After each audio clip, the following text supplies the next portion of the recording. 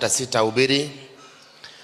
Tuko na huzuni ni kwa sababu ya kupoteza our former Prime Minister wetu Raila Odinga.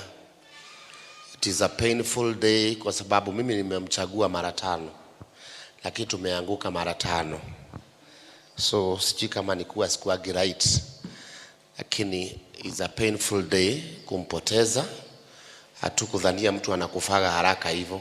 Mimi ningeambiwa Raila atakufa na dunia inaendelea na umekuja kanisani, maisha lazima iendelee. Pia tumepoteza kijana mwingine alikuwa anaitwa Ian Bogwa, alikuwa na shida, amefariki. So it's a sad day indeed. Lakini life inakuwa hivyo, dunia iko hivyo. Jifunze na Raila Odinga uone, ikiwa ameondoka hata wewe unaweza ondoka. Kwa hivyo ni vizuri kuwa mzuri, sema amen. Na ni vizuri kufanya chenye unatamani kufanya. Niliambia watu juzi nitakuwa mwanasiasa na nitakuwa pastor.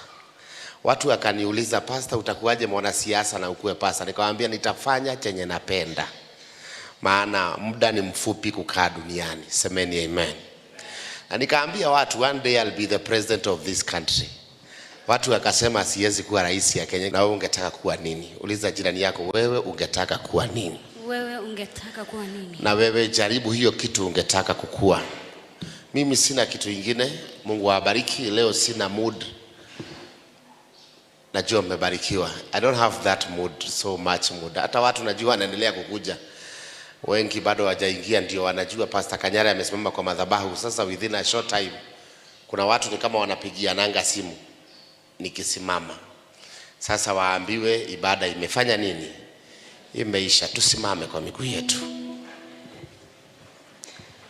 May the grace of our Lord Jesus Christ and the love of God and the fellowship of the Holy Spirit be with us now and forevermore. Amen.